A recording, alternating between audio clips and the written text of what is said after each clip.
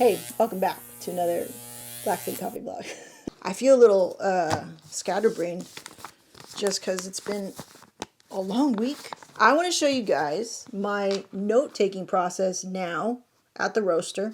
I have this nice little notebook here. I put it in this because I put it in and out of my pocket and I want to protect it. That's why I have this. If I feel like something is nice looking, like this, whatever, you know, I typically want to keep it nice, and I'm also encouraging and motivating myself, who's not a very good note taker, to take good notes.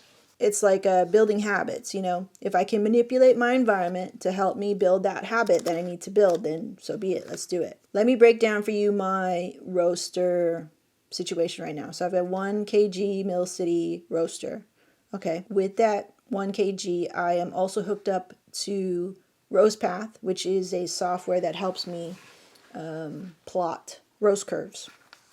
And it will calculate ROI for me, rate of rise. And the control of my roaster is not digital, it is all manual, meaning it is powered by gas, and I actually have to close the valve and open the valve to let in more fuel or close off fuel. Okay, so that's my setup, that's the context. Now, I'm watching on the screen as my roaster is getting up to temperature, When I drop the beans and I'm roasting the beans, I'm watching on that screen. So what are the notes, the physical notes that I'm actually taking? So I'll break this down for you. So the last one, this is my second notebook here, because I fill these things up and for every single roast. That way I have something to look back on. I couldn't find my first one, which is a shame. So it's probably somewhere in here. Okay, so here's what I do. Okay, looks like this, looks like that. And I'll put at the top what it is. So this is a Nika's Brew medium. Okay, and then I'll put the date. And then I'll also put, you know, if it is a blend, I'll put pre-blend. Okay, because it's a pre-blend. And then I'll put the temperature for charge. So this one was a 355 charge temp or CT. Then I'll put TP dash turning point, DE dry end dash, first crack, FC dash, and then drop dash, and then loss dash. And then in the corner here, I have a 1K over, and then I put my end weight there after I drop the coffee. So this is a really, really shorthand. As long as everything runs well, and I don't have extra little notes here for whatever, this is a pretty standard look about, okay? Really short, actually.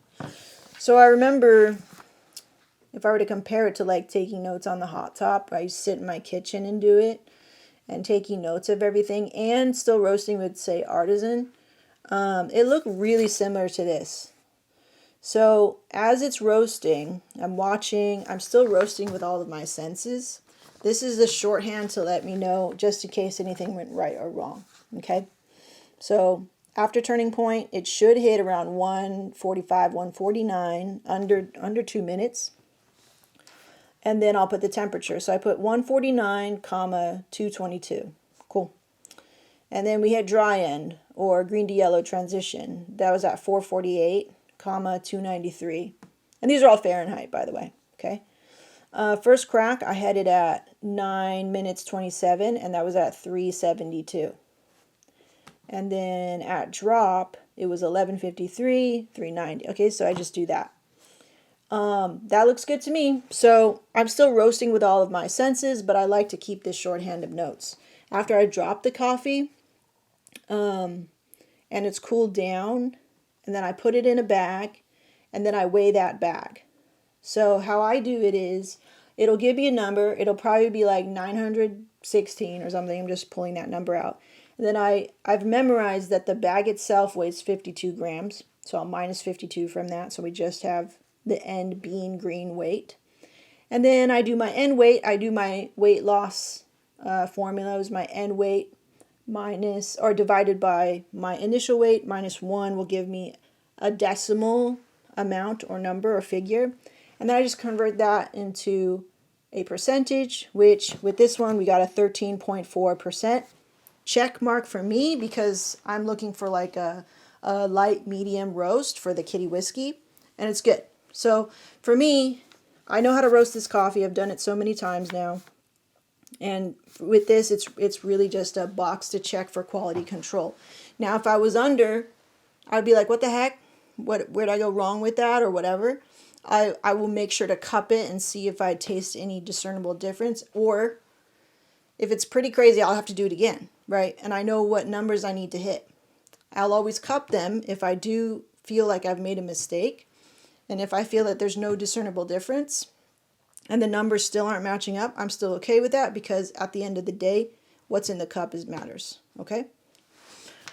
So, because numbers can still like be inaccurate because maybe the coffee's older. So numbers shouldn't always like be an automatic, oh no, it's wrong, or no, the quality's bad. You've always got to cup it just to make sure if your numbers are off. They're just like your first indicator to let you know if things are good, right? They're boxes to check. But you're still going to use all your senses, all your common sense, all your roaster sense to make decisions. It's a holistic decision-making process, roasting. Okay, so same thing. I mean, I just do that with everything else, but I'll write down the stuff that I feel as a roaster that I need that information, right? And as you do it, I think you'll develop your own shorthand. I don't even remember what I used to do, but I do have this, which is this really beat up piece of paper telling me charge times for all of the coffees that I had.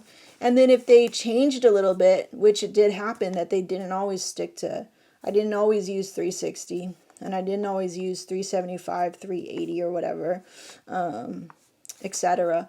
Because again, coffees are always changing as they're sitting right here, in storage. And even these, like, I would write down these, like, DTRs, weight loss, temperature, total time. This is too confining for me. I think writing down charge times, if you have a pretty variable charge time thing, that's good. Because that's basically your start to the journey that you're going to go on with the roast. But everything else, this can be kind of played with, It's not always true. There's ways to move around variables to still get the same result. Not all the time, but it's possible. So I just don't like to do that for myself anymore, where I'm like kind of putting myself in a box and letting numbers define the roast versus me using the true skills of a roast artist. I mean, a roaster is an artist. Roasting is an art. And I'm trying to get to that level, right, where I can use my own intuition and skill. We have numbers to help us, but in the end, it's going to be this very qualitative thing, which is like, is this done? Is this medium? Is this the level that I want? And then again, cupping it. Cup. Okay. So, that's my note-taking. That's my note-taking for being at the roaster. And this sits right there next to the sight glass. I also have this, my little handy calculator, so I can do that. I have a scale out where the roaster is, so I can do all that. And it's a very tight sort of like field of vision. I want to keep everything here, like in a 270 radius, So I've got RoastPath open here. I've got the sight glass with the beans and the trier. And then on this hand, I've got the hand on the gas if I need to. And then air control right here. So right here, this is my zone when I'm roasting. And then I've got notes sitting right there. And that's it. All right. So I hope that was helpful. And we will see you in the next one.